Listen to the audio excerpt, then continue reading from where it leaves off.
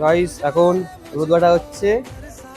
আর হলুদ বাটার মধ্যে মেন ভূমিকায় রয়েছে দিদির শাশুড়ি এই মা। তো,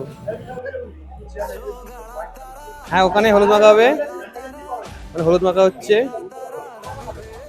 আর বর পুরো রেডি হলুদ মাখার জন্য, হলুদ পাঞ্জাবি পরে পুরো পাঞ্জাবি খুলে ফেলো। গা ধোয়ানোর জন্য 1000 লেবুর শক্তি সাবান চলে এসছে, এটা রেখে দাও, সাবান মাখানো হবে। গায়ে হলুদ স্টার্ট হয়ে গেছে। কপালে হাতে